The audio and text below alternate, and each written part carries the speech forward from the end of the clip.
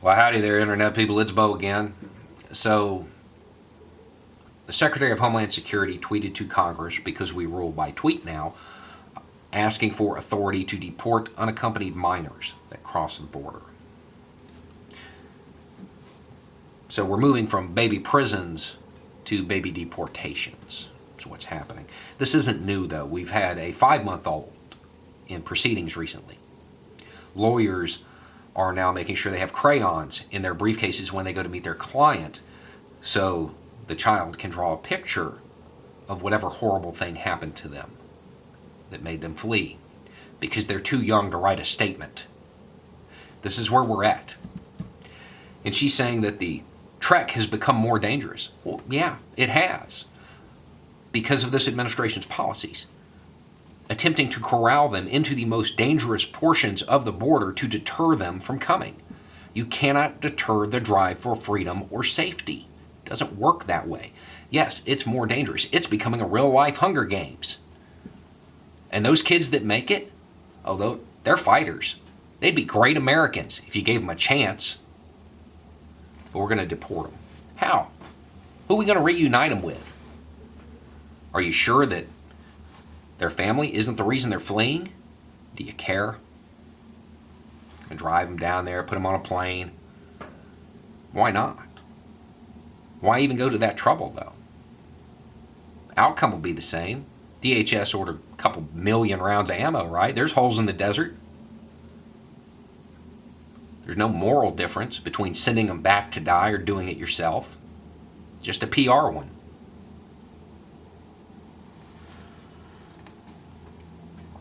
And that's what it is. We want to maintain the idea that we are still the land of the free and the home of the brave. And then you look at the replies to that tweet. Americans saying, well, this isn't our problem. These children aren't our problem. Your ignorance of American foreign policy and the impacts it has in these foreign countries and what it does on the ground doesn't mean that it's not really our problem. It just means you're too ignorant to know it. A lot of these cases are direct results of our foreign policy. Wash our hands of it, right? Because we're a pro-life country. So you've got those, and then you have people asking for the military, the National Guard, and the militarization of the border. Americans asking for a militarized border to protect them from children. Land of the free, home of the brave. See, my question to these requests would be, if the Department of Homeland Security cannot secure the homeland without calling on the greatest military machine the world has ever known, what good is it? Why do we even need that agency? Seems like it's completely ineffective to me. If you can't deal with kids, how are you going to deal with real threats? Because there is no threat. We all know that. Doesn't matter what propaganda you push. We know there's no threat. The military has said there's no threat. There's no threat. It's just fear. And it's that fear of the browning of America. That's what it boils down to. It's the fear of white people who are afraid to lose their place in this country. And it's a self-fulfilling prophecy. You know, the statistics that they're all pointing at now. I don't even know if they're true because I don't really look up these stats anymore because they're never true, is that white women are more frequently marrying outside of their race than they used to be. That we're going to become a minority in our own country. I can actually believe that. I can believe that white women are marrying outside of their race more frequently because all of these comments, all these replies asking for the military to go face off against children, well, they came from white people. Generally speaking, cowardice is not an attractive quality in a man. Doesn't really blow the skirts up. And that's what this is. You need the U.S. military to protect you from toddlers. Land of the free, home of the brave, right? One of the most interesting chats I've ever had was I had the privilege of speaking to Ahed Tamimi. She's a Palestinian. She was a kid at the time, young woman today.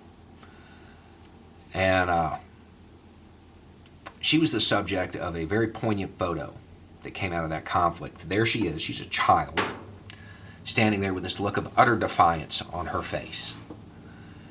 And there's an IDF trooper pointing an M203 at her chest. It's a grenade launcher on the bottom of an M16. That was the photo. And regardless of your opinion of that conflict, that became an icon of it. I have to wonder how long we have until there's a photo of an American serviceman pointing an automatic rifle at a child on our own border.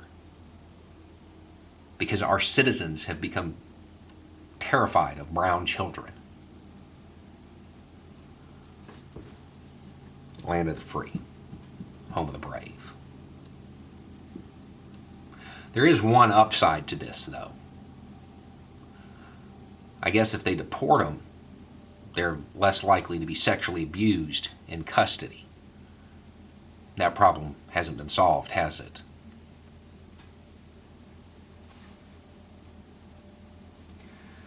America needs to take a long, hard look at itself. We cannot continue to say that we are the land of the free and the home of the brave and call for the U.S. military to protect us from toddlers. Anyway, it's just a thought. Y'all have a good night.